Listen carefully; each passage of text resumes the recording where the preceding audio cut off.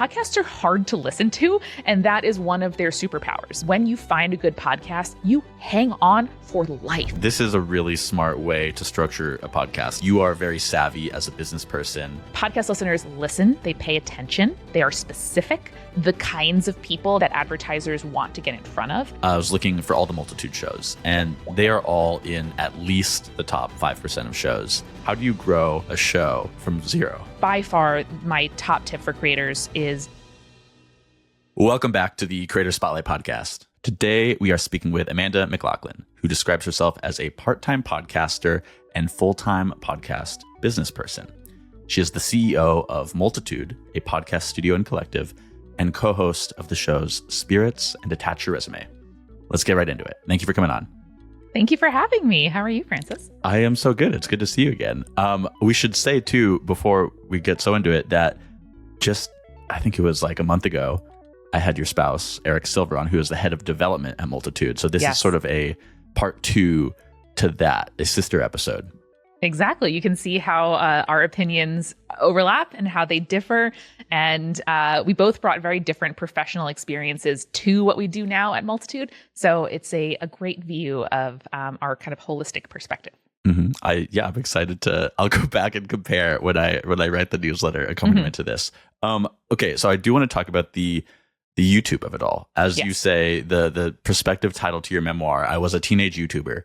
You vlogged through your teens, your early college years, and also into your early years as a professional. And I understand that like the main thing that this did for you was building a network in a community. So tell me about that. Yes, I am not one of those people who was interested in film. Unlike a lot of the people who were on YouTube in 2006, 7, 8, I wasn't trying to like publish my short film reel from college, A, because I was 15, and B, because video just happened to be where a bunch of interesting, creative people were trying to connect with each other.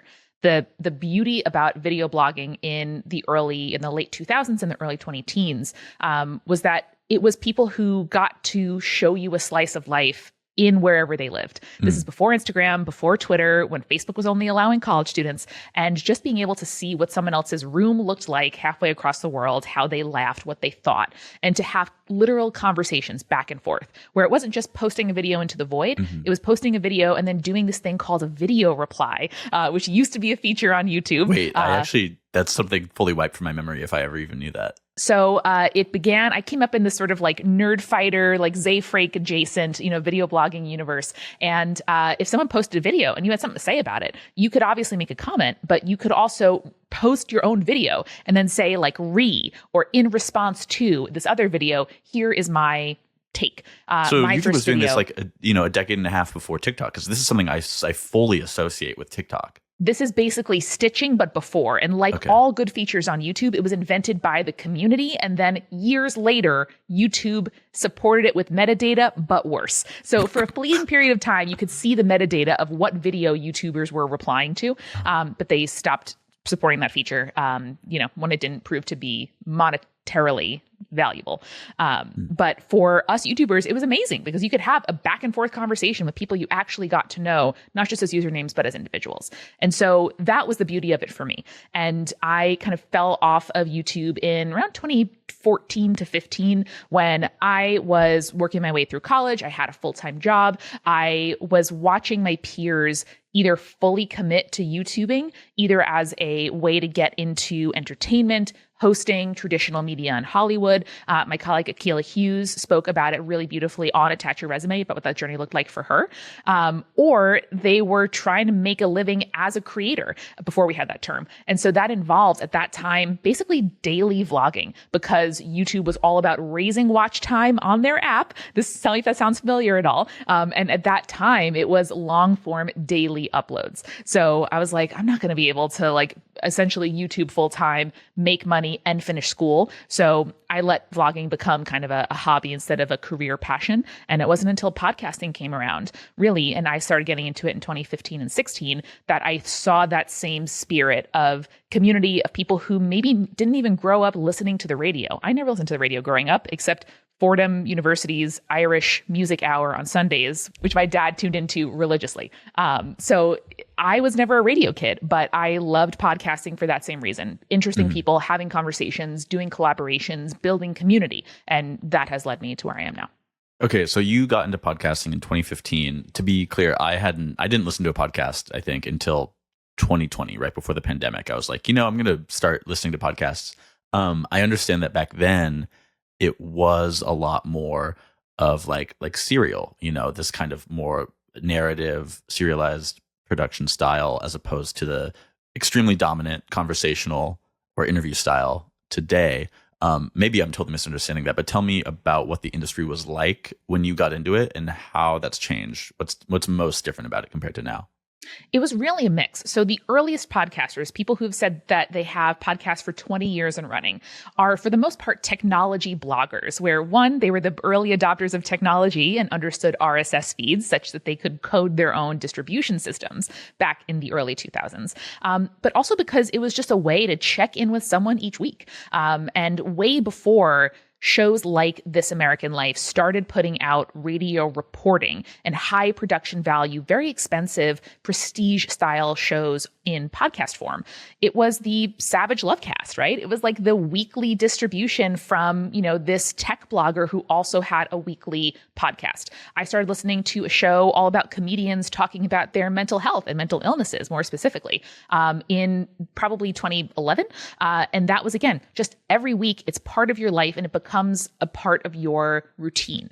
And that really is the beginning of podcasting. And then it was the mainstreaming of Serial and shows like it in 2014 that helped bring this to attention in the same way that, sometimes a true crime documentary sort of breaks containment. And like my mom is talking about the Jinx and I'm like, how'd you know about the Jinx, Mom? And like that, it takes kind of like a prestige, widely accepted and listened to or watched medium to help mainstream the word podcast. That was a big change. In 2014, Apple also started including the podcast app by default on people's phones. That was really big. All this time, data speeds are getting faster, phone memories are getting bigger, and also phone plans are getting cheaper relative to the amount of data you can access. So in the olden days when you had to like sync up your iPod with that like 16 pin, cord to your computer to actually download the podcast, those days were behind us when we could start downloading and streaming on the go a lot better. And then finally, Spotify came around and started accepting and serving podcasts to people, which was when my mom, the normie I tend to use as my every person, was able to actually listen to my podcast, despite me having made them for 4 years. So all that is to say that in 2014, the community was a mix of longtime people who had hosted conversational or interview shows, weirdos, art weirdos, which I would put myself in that group. One of the first podcasts I fell in love with was Welcome to Night Vale, a wonderful, very well-known fictional podcast that came out every week from a group of experimental theater makers from the New York Futurists. There was also Lauren Shippen and the Bright Sessions, a individual, really talented writer, director, and actor who, while waiting tables and not getting jobs in Hollywood, decided to make her own show about a super-powered therapist, or a therapist for super-powered people. So those were the kinds of projects that felt so alive and fascinating. It was about niche identities, about like queer people talking about queerness and queer identity in a way that I had not found outside of blogs, but hearing people talk about it was just like a different level. It was really niche format that like you only would get into if you were some flavor of nerd, really. And exactly. As opposed to now where it's this mainstream thing where now there's like the the podcast bro stereotype. That wasn't really a thing then, was it? That was not as much of a thing. I think the first let me tell you about my podcast sort of trope was later on in the 2010s. But it really felt like a thing that, anyone who could afford a microphone and could figure out GarageBand, which came for free on all our computers, would be able to put out a podcast. And there's obviously so much more that goes into it. But the idea that you could make something powerful, put it out there, find community, and just immerse yourself in that world, it's not it's not short form video. It's not a Tumblr blog that crosses your dash and you're like, that's nice. It's not even an Instagram creator where you may have a parasocial bond with them, but they only cross your feed a couple times a day. It's something that you have to choose, commit to, and fall into. And like a good subreddit or like an incredible, blog that you found in the early days of the internet on like StumbleUpon, or maybe a columnist whose, columns you lap up every single week or month in your weekly paper or magazine, it felt like you discovered something. And podcasts remain a very almost like archaic medium in its technology. We are just now getting to things like cookies and pixel tracking and streaming versus downloads, et cetera. Podcasts are hard to listen to, and that is one of their superpowers, because when you find a good podcast, you hang on for life, man. Podcast listeners are my brain wants to say stickiest, because that's like a term we use in marketing, but they are the most engaged, ride or die. We'll tattoo your logo on them. We'll come to your live show. We'll buy your book. We'll sign up for your mailing list. We'll subscribe to your Patreon. We'll buy the dang mattress that you're hawking. Which is funny, because like you're amazing. saying, there's less metrics to track it. Okay, I want to talk about Multitude for a little while, but first, I did find your YouTube channel, and I watched the last video you posted, which is from October 31st, 2018, and it was part of this VEDO series, which I assume means vlogging every day in October. That's right. Originally it was April, but I did it for myself in October. There you go. See, I love that, taking the discipline, but just doing it in a month. So you're about to turn 27, and you're reflecting on your life, and I'm going to read part of the transcript. Maybe our producer, Tom, will cut the actual video in the edit. But so bear with me. I have a sort of trajectory for the future. I'm like on a path that I feel okay about remaining on. 5 years ago, I didn't really know about podcasting, and now it is so dominant in my life. And so, of course, there is a chance that maybe Multitude doesn't work out. Maybe I get tired of it. Maybe it's successful in a way I didn't plan and wouldn't describe to you right now as my goal. And I'm open to that, So I don't really see this period of time as like the start of the rest of my life. It is in some ways a culmination of what I've been working on for several years. And it's exciting and it fits me really well right now. But I'm not super tied to the idea that this is it forever. And I think that's a pretty healthy attitude to be facing this new future with. So this is 6.5 years ago. You have been in podcasting now for 3 years. That's kind of the year you formally start Multitude as a business. Tell me about that formation, how Multitude comes to be.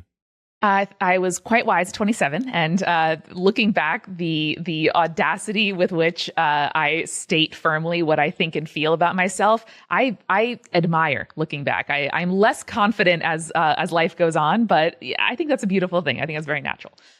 Multitude started because I was part of a bunch of different colleagues and friends, some from my YouTube days, some from my school days, some that I was meeting for the first time in podcasting, who were making shows that they really cared about, that they treated really professionally, that they wanted to make their full-time jobs.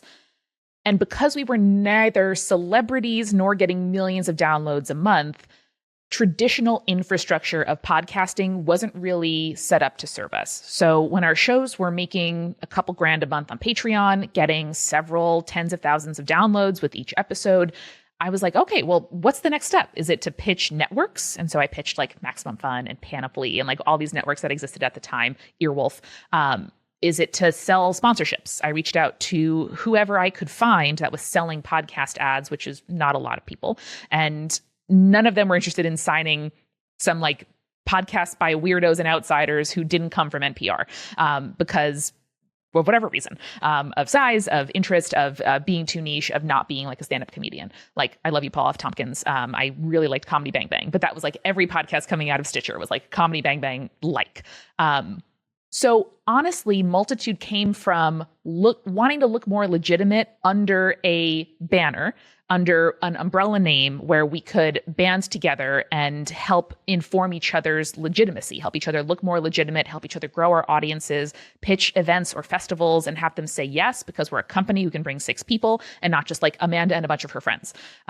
And a strange thing happened, which is as soon as we made a name and a logo that my friend Allison made in exchange for editing her resume, and put up a website on my like Squarespace student plan that I was still hanging on to my student discount from NYU, people started reaching out to us as experts in podcasting, which on one hand, we totally were. I had spent the last 3.5 years when I made that video, growing a podcast from nothing to paying some of my bills, which was pretty incredible. You were beyond the point of faking it till you make it. You were just at a point of like, okay, we've been faking it till we make it. Now we've kind of made it. Just formalize it and people will come. We were doing it. And in order for other people to see us as the professionally useful and successful individuals that I knew we were, we needed to appear as a company, because in this society, people treat companies more seriously than they treat people. And that was not necessarily the design or the idea, but that is what happened. And so a radio station reached out to us and said like, hey, we're making a podcast. We have never done one before. We know how to make great audio. We don't know how to get it out there and find an audience. And so that contract is what let me and Eric quit our day jobs in summer 2018 to do Multitude full time. Soon after that, Sony Music was like Googling production studio NYC ?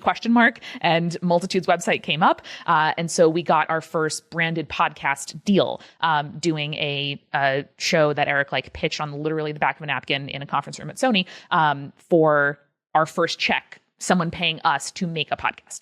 That's awesome. Hey, if you're enjoying this episode, make sure you subscribe to the podcast so you don't miss next week's episode. We release a new one every Thursday. Enjoy.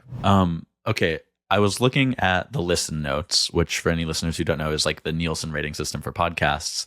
I was looking for all the Multitude shows, and they are all in at least the top 5% of shows.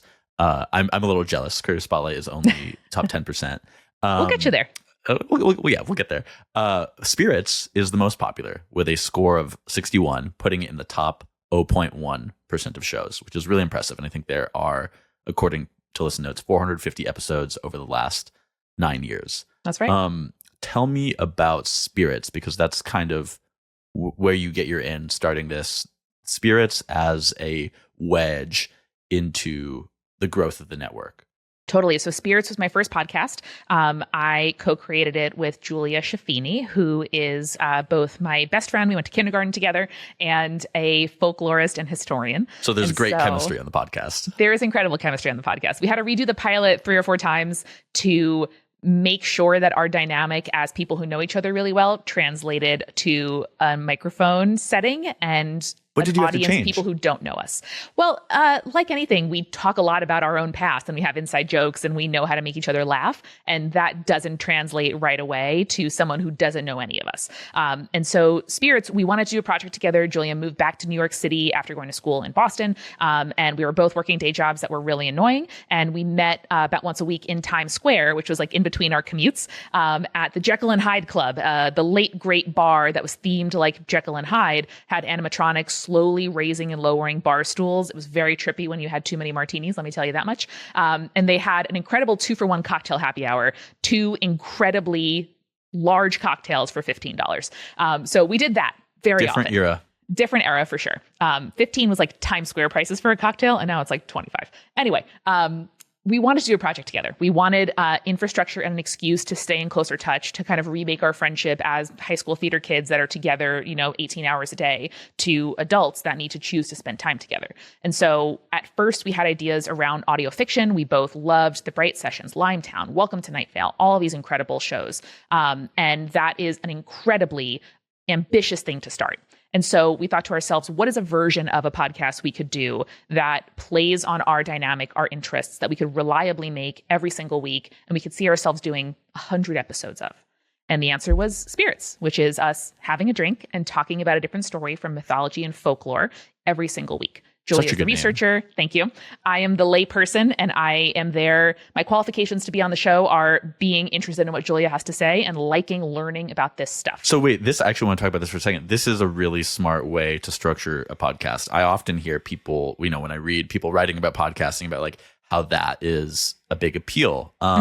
So I forget where I saw this, but like a week ago, somebody trying to explain the appeal or the massive popularity of like a Joe Rogan, where it's like, this is just a guy who is a proxy for the audience's curiosity, where he has these people on. He doesn't really know anything about any of this, but he asks the questions. And so, not that I guess I'm comparing you to Joe Rogan here, but that I love that, and I think that is like such a tried and true and foundational podcast partnership, right? The non-expert and the expert. Exactly. The wonderful thing about a dynamic where somebody is sharing something they're passionate about and someone is receiving it enthusiastically is a tale as old as time. And that worked on so many video series, that worked on so many blogs. It's the advice columnist dynamic. It also allows us to change the show over time. I think, didn't imagine ourselves doing this still 9 years later. Every single week, Julia and I meet up and record an episode of Spirits. And it's incredible. But when the audience shows up, they think they're there for learning. They think they're there to learn mythology, folklore, urban legends, ghost stories. What they stick around for is our dynamic, is our way of processing the world, our viewpoint, getting to know us as people and growing with us. And so that is the great thing. And I think one of the lessons I took from YouTube, because people would get famous or notable or grow an audience doing something really specific, right? They auto-tuned the news. They did a daily video diary back and forth with their brother. They did a, vlog about being a new parent and every day showed you a slice of life. They did a makeup tutorial, whatever. And like any person, your interests change over time. Also, especially on YouTube, a platform that is so monopolistic that its interests dictate the content that people put on the platform. Mm-hmm. When YouTube decided to prioritize short form video, guess what happened to all the people posting 45-minute daily vlogs? You have to adapt or be left behind. Mm-hmm. And so the great thing about podcasting is, one, there is no algorithm that is determining what interests my audience and therefore who will get shown the stuff that I make. But also, number two, we get to expand the definitions of our show or revise them over time in a way that keeps us interested. And ultimately, that is what keeps the audience interested. For example, I'm working on an episode now on Spirits, interviewing a Marxist scholar about capitalism and its mythos. Right? That's awesome. Ultimately, Spirits is about the stories human beings tell each other, how we use those stories and what they say about society. And sometimes that is about the ancient Greek god Anubis. And sometimes it's about, narratives of the ability. Modern Western god, capitalism. Exactly, right? Or disability in fairy tales, or sex positivity in fairy tales, right? Any possible thing that you could imagine. And the structure of our show allows us to just share something with each other that we are passionate about. So I want to talk about that, the YouTube algorithm of it all for a second. How obviously you said YouTube introduces short form and that people stop making long form vlogs, they make short form. And the great thing about podcasting is there's no algorithm. So I think I talked about this with Eric. Part of why Creator Spotlight is a video first podcast is because I don't know how to grow a podcast, right? I had never been, it's been like 14 months or so now since I started. And I was told that the best way to launch a podcast and grow it from zero is to use YouTube, because there's the algorithm and that can help you grow, which we've had some success with so far. It's taken a little while, but we're having more and more momentum. But my question for you is like, how do you grow a show without the algorithm? And I say that again, Listen Notes, all the multitude shows, and there's like, I don't know, 15 of them. I probably have that number wrong. They're all in the top 5%. They're all doing really good. And I'm sure, besides all your expertise, but I know that's partially because of the network and cross promoting across the network, et cetera. That's a clear way to grow a podcast. But how do you grow a show from zero? I think you focus on the areas of connection and the mediums that make sense to you. So for example, if you're a YouTuber and you want to launch a podcast, of course it should be a video podcast. Your audience are used to watching you on video. You are presumably fluent in producing video, and you understand how to make stuff that is meant for video. I love that you describe this as a video first podcast, because the thing that really gets on my nerves is when people assume that every audio only podcast is like a video podcast, but without the video. It's like getting a burger without the meat. It's like, different media. It's like they're different media. They're different. An audiobook is not a book. They're different media. I think reading an audiobook via audio is totally a book, and it's different experiences to get it via reading versus via audio. So I think that short form video is the sort of trend of the day of so many social apps right now. So Multitude shows record our podcasts on Riverside, and our very talented Gen Z video editor pulls some clips from each podcast to post on social media. I also have a Gen Z video editor. Listen, they're great. Shout out Bren. They know what to do. I don't know what to do. I am a middle-aged millennial. And so we use them not to totally pivot the entire structure of our podcast, because listen, Spirit started in 2016. Join the Party started in 2017. These are shows that existed and were built for audio. And I love audio, and I'm passionate about the power of audio itself. And we can also put some effort into marketing assets, into tools that'll help show and not just tell people about what our podcast is. So I love showing and not telling who you are, what your show is, what you have to offer. That could look like, me writing a column for a magazine about my views on a subject matter or even on podcasting. They get to know my voice, and someone who reads the column might be like, this person has something to say, and then come and listen to my podcast. Maybe it's going on other shows. It's going on a friend's podcast, going on Creator Spotlight, and people who watch and like the approach I bring to the world being like, maybe I'll listen to Spirits. Let's see what she has to say. Or third, maybe it's someone seeing on their TikTok, YouTube shorts, Instagram reels, a clip of Eric making a silly voice and making a great joke in their Dungeons and Dragons game, and then being able to say, you know what, I'm going to listen to Join the Party. So the advice is really get in front of people who are interested in what you're saying and how, and the medium by which you do it is going to be different for like a psychotherapist who is using a podcast mostly to like find new clients and book speaking gigs, and a, creator or a YouTuber who wants to have a long form thing that has fewer editing expectations than a, hour-long YouTube video essay. Yeah, very, very much fewer editing expectations. Okay, let's talk more about Multitude for a second. So one of the things that Multitude handles is ad sales. And again, I think this is something you are very savvy as a business person, which I forget if you or Eric said this to me first, but you said it's much easier to teach creative people how to use a spreadsheet than it is to teach business people how to be creative, right? That is a shared insight among us. With him as a creative person and me as a spreadsheet person, we're like, wait, it is way easier to learn Excel than it is to like teach a suit to have a creative thought. Mm-hmm. Like that is much harder. So this is one of your great strengths as Multitude, is that, and both of you specifically as people, is that you really understand both sides of this equation, of this coin, whatever. And you can help creators monetize. This is one of the things you offer. So tell me how you pair creators with advertisers, or like, however you think about that, how you price those ads, how much of this flows to Multitude. How do ad sales work for you? 100%. Ad sales is not the passion of my life, but it is the thing that has become my professional calling card, because I am convinced that podcast audiences respond better to their trusted friend, Amanda, the co-host of Spirits, telling them, I tried this thing and you'll like it too. The rates that we can charge in podcast advertising are between 3 and 8 times more than things like video ads on YouTube, display ads on the web, even pop-up ads in the wonderful little Fruit iOS phone game that I play on the subway.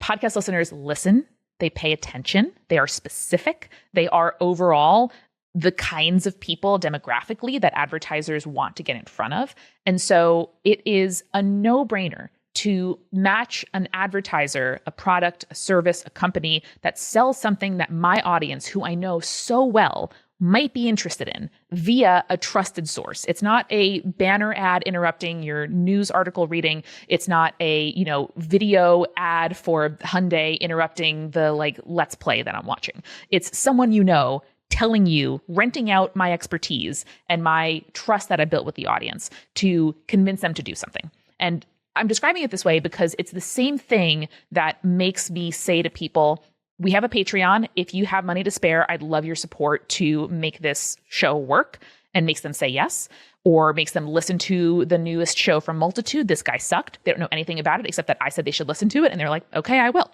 That is powerful shit. And renting out that relationship to a sponsor is both a thing that I want to make sure I price fairly, and secondly, a thing I do with great care. Early on, one of the things that made us different is creators had final say over what advertisers go on their show. That remains pretty unusual. We also prioritized advertisers we felt decent about, and turned away the credit cards for kids and like pay to play phone games. Okay, wait. Payday So loans. the creators having final say, I mean, the implication there is the ability to say no because there's money coming in from other sides too. Yeah. So I want to focus there for a second. Yeah, all of our creators, everyone we work with at Multitude has a Patreon for their podcast. Multitude takes no cut of that. Our only financial relationship with the shows that are in the collective or shows that we handle ad sales only for is a commission on money we earn them. So our split is 70-30 for every single client we have, no matter how big or small. And it's something that I feel really strongly about, that we put a lot of effort into finding high quality sponsors that hosts can stand behind and that audiences will be excited to hear about. And that is more labor intensive than putting any old shit onto a show. So that, to your point, means that creators can prioritize the long-term trust and understanding with their audience.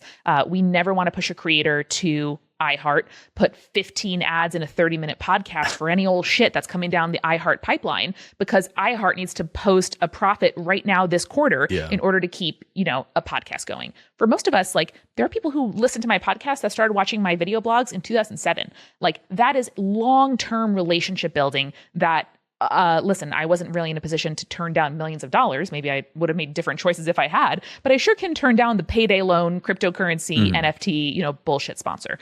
That also can be lower earning. And so our whole thing is helping creators understand their options, make smart choices. And by smart, I mean ones that benefit them in the long term and don't rely on needing to milk a quick buck out of a sponsor or a creator or a trend in any given moment. I really try to be in the business of teaching creators how to make sustainable livings online.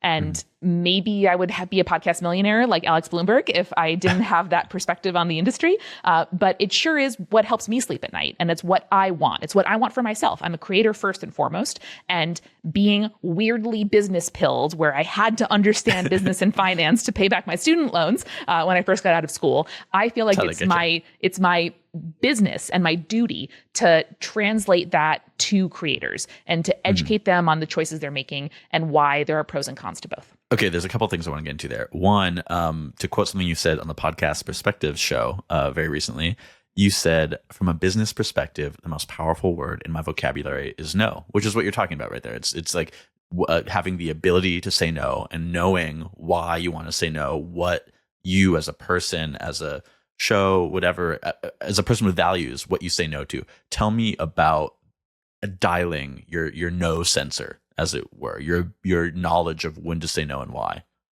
Saying no is an economic privilege.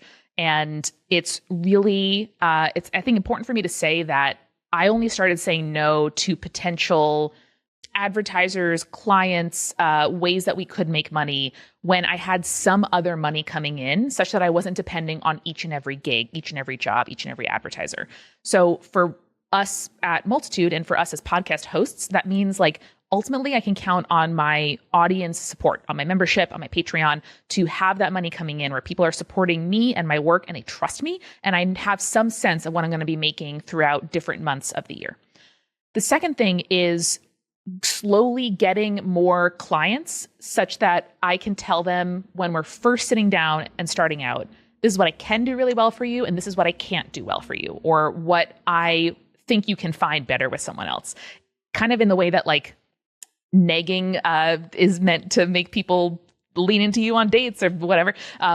It is really powerful and makes you seem more desirable to tell a client or a potential partner what you do and don't want to do. I fully agree with this. Last time I was looking for a job, it was like I was applying to too many different things, maybe a little too much variety, and thus my resume and the way I was presenting myself were a little too broad. And I spoke to a mentor about it, and they were like, "You're doing too much. You have to know what you can't do and make it very clear that that's not what you're offering."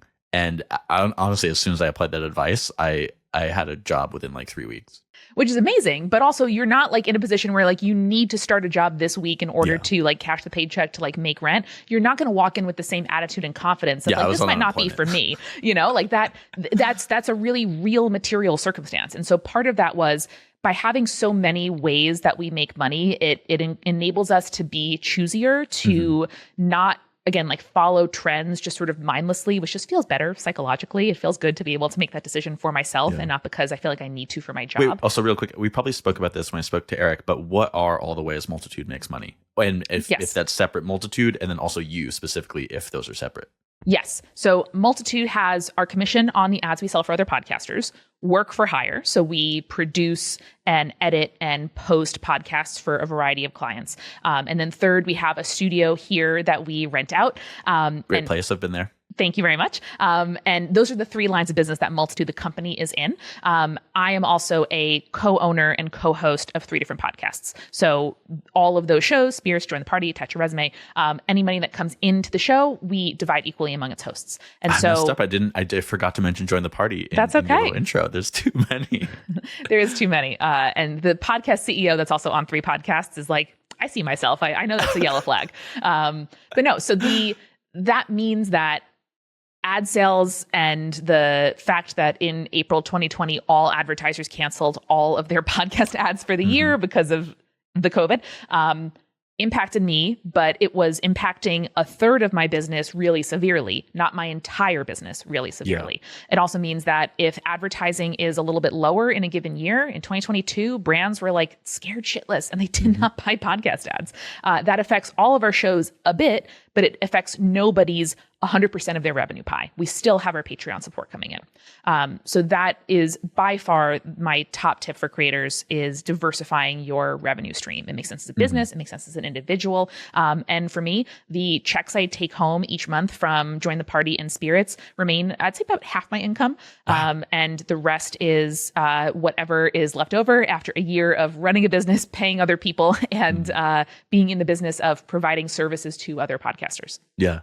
So I want to talk about sustainable incomes for creators besides you, because we just described you. Maybe, I don't know, something, if there's a specific creator, or you can anonymize, blend them together a little bit. You don't have to give a name, but I'm really curious if there's like a specific model of some creator who's making a sustainable living that you really admire and think is something that people should aspire to, that's also really accessible. I think that there are a lot of really good examples of people who use a podcast as a way to have like a home base of a community, of a project, of a brand that they can control. And if it's a novelist who puts out a book every 4 years, it's maybe like a chef or a recipe tester who is able to work on a few cookbooks that, come out every few years, but they can be on a podcast each week. A game designer who puts out maybe 1 game a year, which is a lot, but also they can stay in touch with people each week. All of that stuff, I think, is so useful because it really helps you make the most of what you have built in digital media and then parlaying it to a book deal, a TV show, a hosting gig, hosting someone else's podcast, some amount of a career that is difficult. Maybe you're a features writer and you also have a podcast where you like talk to interesting subjects. It really becomes like a site of community, a portfolio piece, and also a thing that may make some money in and of itself. So thinking about all of the like bloggers I followed, I think Anne Friedman is a really good example. She is a writer. She has books. She was I think one of the founding producers and co-host of Call Your Girlfriend, an iconic podcast for mid and elder media millennials. And she was also one of the first people to make a living from a newsletter. So I'm sure very big in your neck of the woods. I think her career is really enviable because she has this base of support and can also spend time writing books, writing features, having a kid, right? Like taking time off in order to do what she needs to do long term. And then also have that weekly base. Similar, Dr. Moya McTeer is one of our hosts here at Multitude. She is an astrophysicist and she writes books. She does professional speaking engagements and she has a weekly excellent podcast called Pale Blue Pod. And all those things together feed into each other. The podcast can be evidence of the work you can do for a speaking bureau or a publisher. Working on a book can give you insight and material to then bring to your podcast. So that's the kind of like diversified creative life that lets me engage in the sort of like short-term pleasure of making something and putting it out the next day or 2 days later, and also inform and shape how I can work on longer form things that, at least for me, keeps me really interested, because always making stuff in one form or in one mode of like only working on a novel and then switching 3 years later to another novel, like, God bless you guys. I don't know how y'all do it. So this reminds me of another thing you said on the podcast Perspective show, which is there are lots of great reasons to have a podcast and call one successful that have nothing to do with profit. That's kind of what you meant, right? Exactly. It can be, sorry to say the word thought leader, but it can help make you a thought leader. It can help keep your brand or your perspective present in people's minds. It can also just be a fabulous tool to organize community. I almost exclusively listen to like leftist, socialist podcasts, and almost all of them are like, hey, give us some money on Patreon if you can, so that we can like help our co-hosts take fewer Uber delivery shifts. You know, like they can just be a way to like offset some of the day job work that you do. Or if you're an academic, for example, and can't make money on things related to your research, it can just be a good way to make more accessible the work that you do that's not behind a paywall or in a book form or only coming out every 5 years. Well, and I mean, back to what we were talking about at the very beginning about what YouTube did for you when you were younger is like, you meet people. I know you now because of this. You know, a former guest that I interviewed a year ago introduced us a few months ago. I went to your studio. I interviewed Eric. I'm interviewing you. Like, this is purely because of this podcast. Anyways, moving on. For podcasters who maybe they have a podcast, maybe it started and not that you are necessarily a distribution company. I don't know if you would label yourself that. Maybe you are, but there are all these distribution companies. For podcasters who want to work with distribution companies, how should those relationships be understood? And what does one usually need to have to make a distribution company interested in working with that show? Excellent question. The beauty of the RSS feed is that it is a distribution mechanism. RSS is really simple syndication. It gets files, whether those are text files of blogs or audio files or now video files of podcasts. It just gets it into a person's hands in a way that, or more specifically on their device, in a way that does not require the intervention of any centrally owned or operated platform. And so I bring that up because to a certain extent, the word distribution means everything and nothing in podcasting. There are certainly, companies or individuals who will say to you, I can help you do distribution, which means making your RSS feed, getting your podcast out there, doing initial marketing, strategizing about how you launch it, about how social media or marketing is going to work for you, all those elements.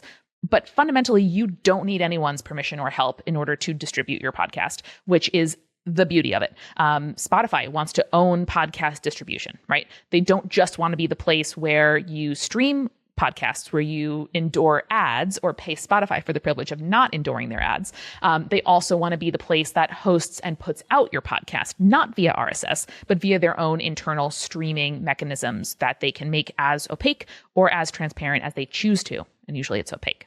So I would say to creators, have a home for your podcast, a podcast hosting company that you pay for, that is not owned by YouTube, Apple, or Spotify, and that gives you as much control over how your podcast gets different places and when as possible. Never host with Spotify. Never rely on a company that does more than one thing for your money. So I am definitely in favor of using monetization tools that are available to you. I'm against relying on Apple's monetization tools only. Okay, wait, I want to butt in here. So you, again, on the podcast Perspective show. I hope you didn't feel scooped. I hope this is a value add. No, absolutely. So Jeff, the host there, asked you about common mistakes you see creator entrepreneurs making, and you said trading autonomy for convenience is the biggest one. Choosing an all-in-one platform, an all-in-one provider, a Swiss Army knife of platforms is almost always a mistake. And I wanted to bring this up because I've heard specifically this was in the context of newsletter people, but I think it can be broadened to any type of creator. There's 3 jobs: create, grow, sell. Create the stuff, grow an audience for it, and sell ads against it or whatever it is that you monetize. And I think what you're talking about, this is how I think about platforms like this that purport to be an all-in-one, is they pitch you that all you have to do is create, and they will do the growing and the selling. But there are a few problems with that, which is kind of what you were talking about. I want to hand it back to you. Yeah, no, I mean, my words, not yours, but Substack is great for a very specific flavor of now independent former journalist, right? And it is absolutely tempting to trade convenience for autonomy as a creator because you're doing a million freaking things. Like, who wouldn't be sort of seduced by the notion that all I have to do is make stuff and then money will appear? Like, that is ultimately the dream. But because we live in a capitalist hellscape, every time you accept a little bit of convenience from a tech company, you are giving up data, control, privacy, autonomy. And so while it is more work, it is so important that you have a domain name, that you have a website, that you host your podcast somewhere separate to how you make your money, and that when you make your money, you choose a platform. I think Patreon is the best one out there right now, that allows you to have direct communication with your audience and some amount of transparency over how you're making money. It is so crucial because that's our career capital. As a creator, you have the trust and power of your audience, and that's it.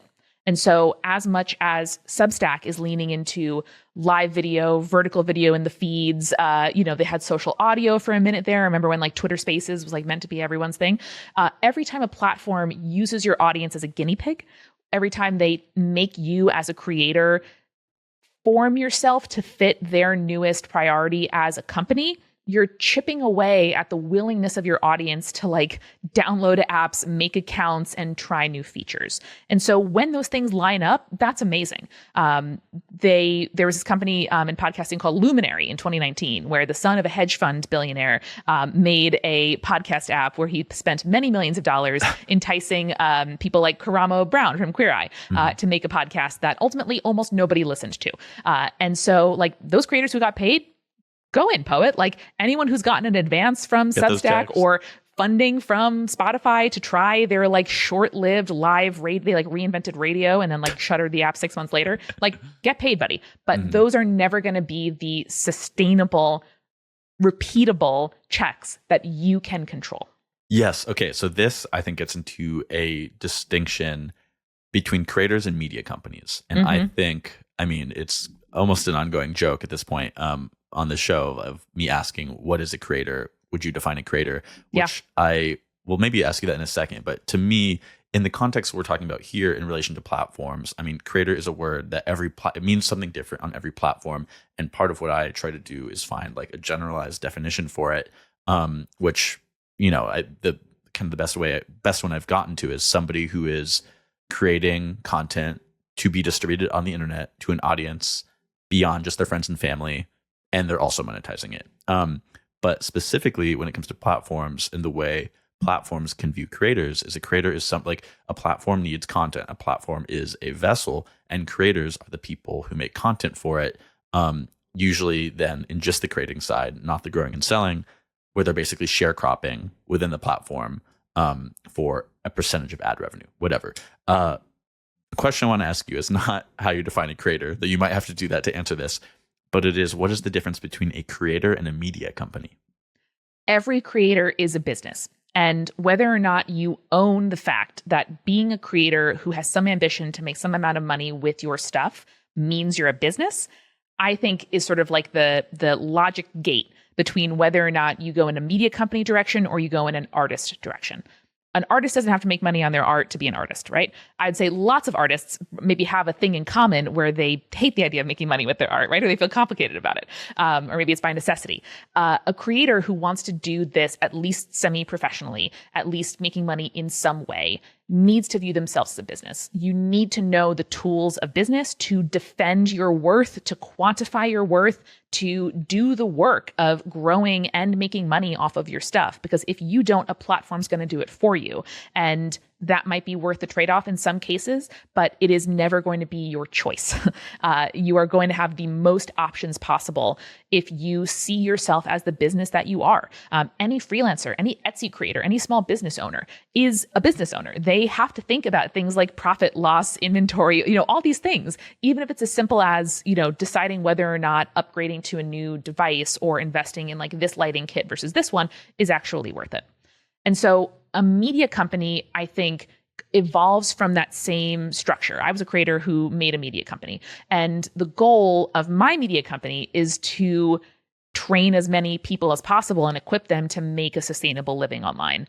other media companies want to put out stuff sufficient they can put ads against it and then make profits for corporate shareholders. The size and scope can differ, but to me, media company is not based on an individual personality and is instead based on an editorial tone or point of view. For the Multitude Collective, all of our shows will teach you something while entertaining you. They're going to bring a open-hearted, curious, but still critical perspective about history, space, video games, mythology, D&D to the table. I would argue that something like Malcolm Gladwell's company, Pushkin, started because there's the Malcolm Gladwell name, right? There's like a tent pole of like, if you're interested in Malcolm Gladwell or have read his books in an airport, like you will come and enjoy some flavor of the podcast that they're making. And I think they're still, working on what it looks like to have a non-Malcolm Gladwell dominated media company. Star shines too bright. Right? Like I don't know. I think that's one version of like the big name yielding more, influence or platform to other people. And for us, it was, we never had like a huge celebrity to base the company around. We didn't have anyone's donor or venture capital money to say, oh, well, if you like product A, you're going to love these like close derivations. Strength for you because it's that's why you've built this sustainable business. Not why, but it's like forced you in a way to build this sustainable business that isn't just based off of this one star earner. It's by necessity. And listen, if, Sony Music wanted to keep cutting checks like they were in 2019, I'd probably be here saying like, you know what, the brand did work. It pays the bills, baby, and we can do the rest around it. That's not how it worked. And returning to one of your questions earlier, I think like owning your narrative as a person with a career that is like varied and weird and ended up where I am, not because I planned it, but because looking back, it's really logical, has brought me a lot of solace. And I think that's what I was touching on in that 2017 vlog of kind of like, quitting YouTube-ish to work on Multitude, was like, I don't know if it's going to work. I don't know what's going to be next. Again, 5 years ago, the idea that I would like pick up my YouTube skills again to like be a video podcast producer was insane. And I don't know what technology companies are going to be doing 5 years from now that are going to impact my life. But what I do know is that running a company in digital media that prioritizes creators and our autonomy and audiences' trust means that I am well qualified to sniff out the bullshit. I'm well qualified to figure out what makes sense for me and what doesn't when it makes sense to try or test or jump onto a new technology and when it doesn't. And no one is forcing my hand. No one is saying to me, McLoughlin, pivot to short form video right now. No, fuck that. We had a quarterly meeting with our hosts yesterday where we said, you know what? Apple says X, Y, and Z about the podcasts that they will most feature. They really want you to put episode art on your podcasts now because it shows up on cars or something. And I'm like, you know what?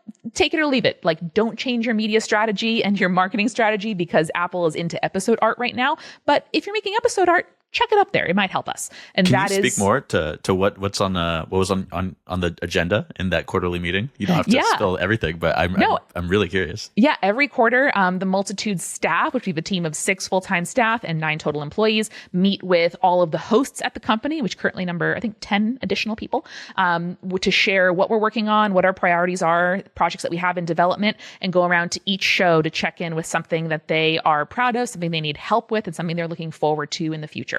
So just a way to stay, for the host to stay informed as to what those of us for whom Multitude's a day job are doing, and also to go across shows and say, oh, well, actually, I'm working on this thing in July that we should totally work with to collaborate together to get feedback and for people to ask questions like, hey, what's the deal with video right now? Like, should I care? That's a question we answered at a quarterly a year ago. Okay. Thank you for sharing. Yeah. Okay. One more bit about platforms. So I think this is the last reference I have to that podcast perspectives appearance. But one thing you said was that platforms need creators, but creators fundamentally don't need platforms. And we already spoke to that a bit with, you talking about don't go all in on one platform, diversify, my sharecropping analogy that applies there. But I remember in November, I forget if it was like the Meta earnings call or whatever presentation, and Zuckerberg was speaking about this regarding Meta's various platforms, how there could be, AI characters, AI generate. I mean, they had the AI characters, they shut that program down, but AI generated content that the platform generates and populates the feeds that is kind of customized to the desires of specific consumers on the app.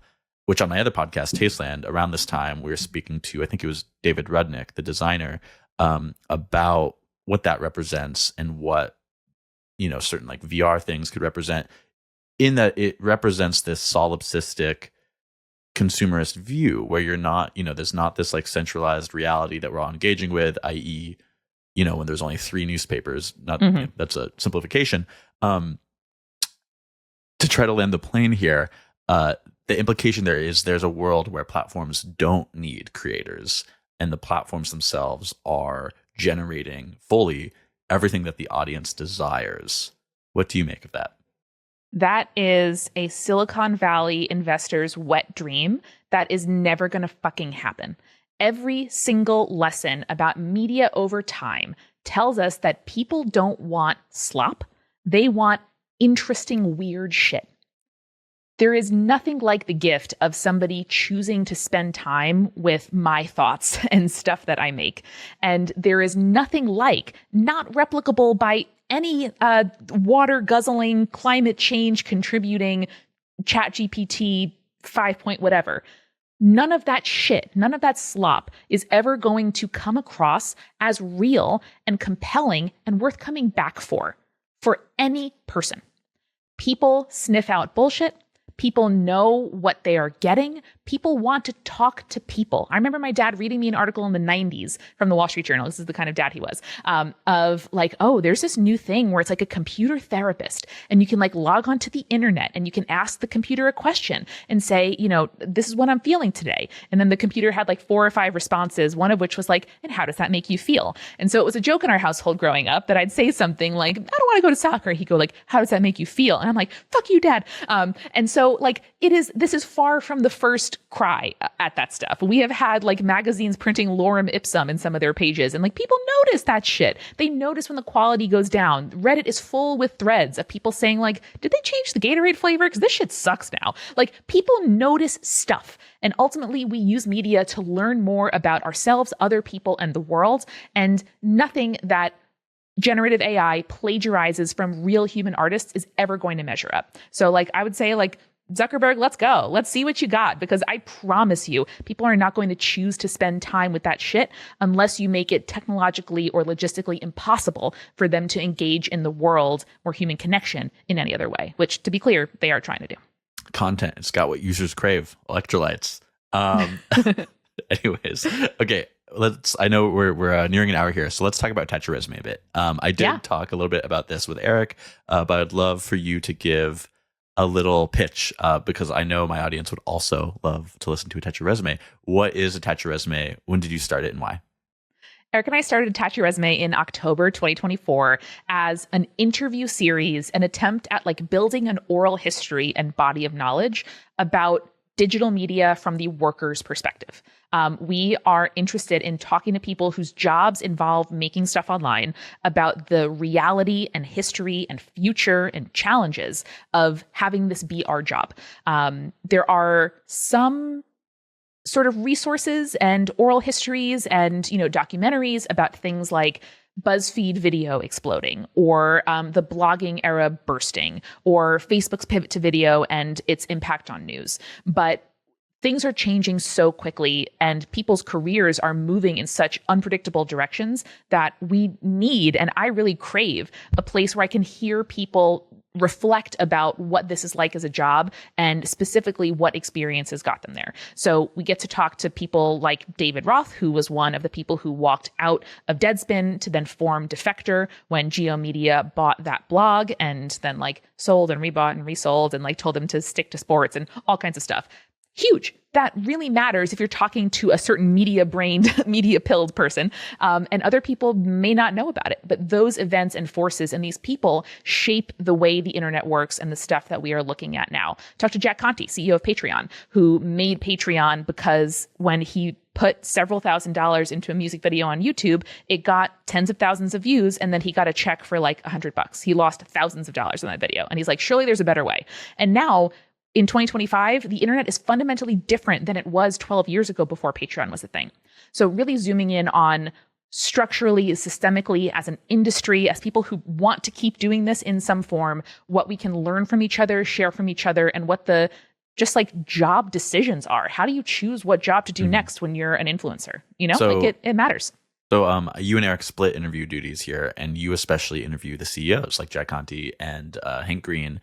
Tell me specifically from those CEO interviews if there are any ideas or things you learned that have been rolling around in your head and marinating that you have not been able to forget. We are the adults in the room. I grew up watching and idolizing Hank Green, and talking to him made me realize that so many of the things that I assumed were a plan just happened.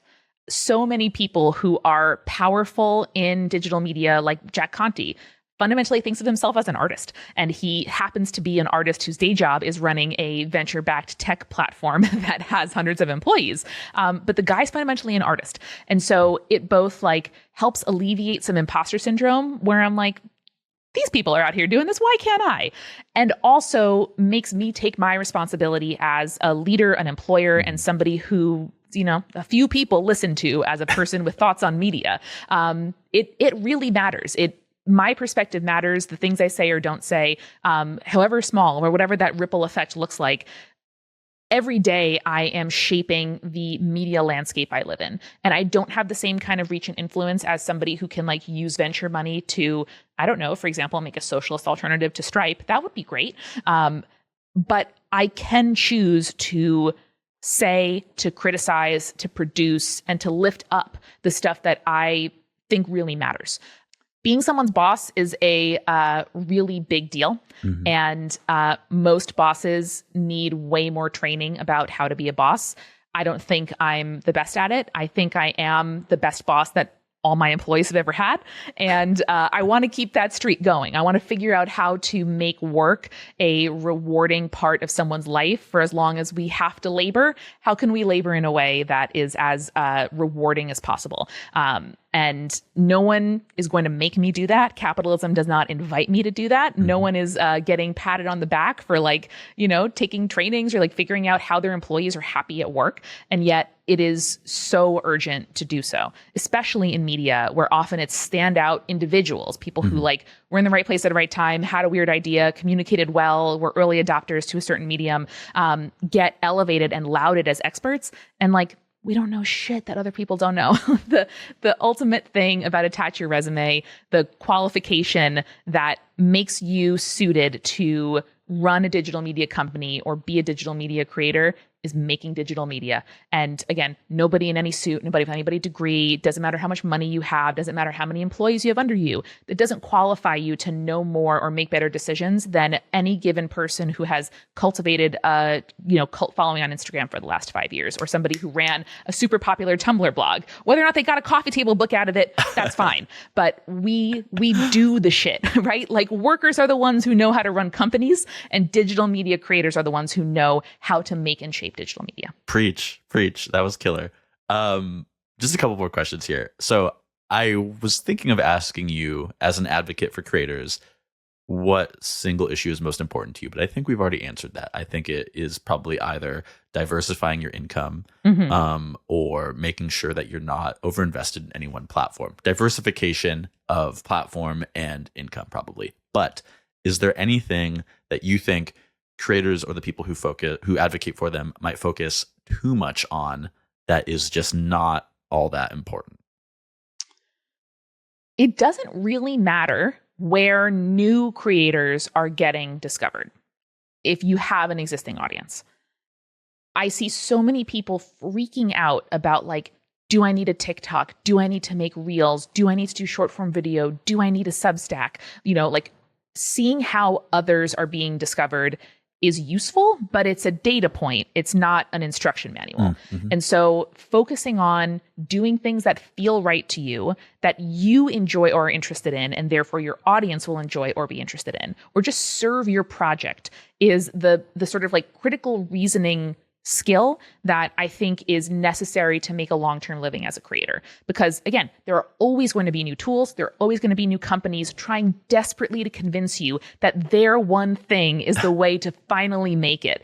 And of course, it is going to feel a type of way when you see somebody saying like, if you're not making TikToks, like you're a dumb bitch. Or what, like that's essentially the tenor of panels at creator conferences these days. And the answer is like, maybe. And maybe if I started my career in 2025, I would do it a different way. Goes back to learning to say no. Exactly. You have to learn to make choices because they work for you and your project, because nobody else is going to be around unless you're very lucky and have a group of trusted collaborators like we are trying to build here at Multitude. No one else is going to say, girl, don't do that. That doesn't matter. And that is so often what I'm saying to other creators is they're taking their anxiety about missing the boat, about being outpaced, about being older by 2 days or 6 months than like the next creator after them. And just saying like, it doesn't matter. You get to decide what you put your time and energy into, and your audience expects you to do things that interest and excite you.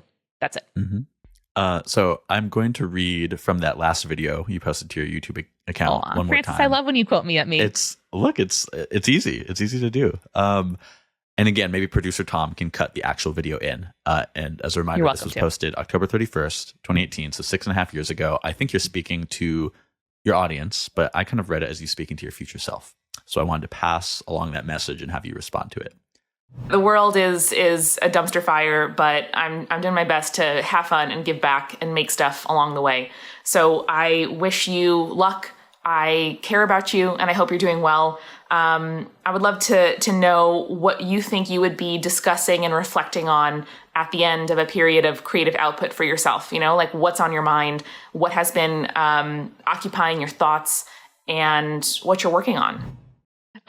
Incredible slay past me. I've been saying that I started Multitude during the first Trump administration. And now that we are into the second one, I'm feeling the juice. I'm like, what am I going to do next, baby? And so it is a gentleman's 6.5 years that have felt like several decades. I would say that the things on my mind are finding creative fulfillment in practical skills, in autonomy, in understanding the systems that we live in so that we can better navigate them, advocate for our worth, and ultimately remake society in a better way. I love spreadsheets, not because I think capitalism is great, but because they help quantify your worth, capture data, and make real people in charge of our own decisions. And so I would love nothing more than to be the person that people can look back on and say that I helped them materially or just encourage them to understand a thing that they think they're too arty or left-brained or whatever it is. Wait, let me just butt in for 1 second. Yeah. I think the way that, we're around the same age, like when we were in like middle school, high school, and it's like you have to learn to code. Everyone has to learn to code. Yes. That's the thing. And I think that's still been going on for a little while. But now I would say the new that is everyone should learn the basics of marketing and business management, which sounds so boring. But that's the problem, is that it sounds boring, but it's actually something that, especially if you're a creator in this modern world, if you're working in like the information space, that's like a core literacy that you need. It is. People take you more seriously when you can speak their language back to them. And sometimes that language is like the stupid investment banker terms that I was shamed as a 22-year-old woman for not knowing when I was working in finance. If you don't know EBITDA, look it up right now. EBITDA. Oh my God. We love EBITDA. EBITDA. Oh, that would be my drag name, I think, is EBITDA, or EBITDA, you better don't. Yeah. I wish. But it matters that you understand the tools people use to oppress you, whether the people in question, the suppressors, are the Spotify terms and conditions that say we can pay you whatever percentage of our Spotify partner program earnings we want, but we're not going to tell you what it is. Wink. Sometimes you have to say yes anyway. Like all of us have checked yes to terms and conditions that we have no choice but to check yes to.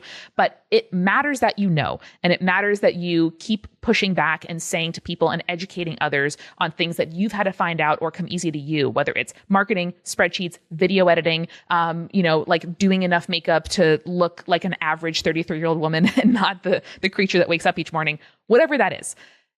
leaning into the things that make you different, the believing in yourself and your peers that you can figure out for yourselves what you need to live interesting and autonomous lives.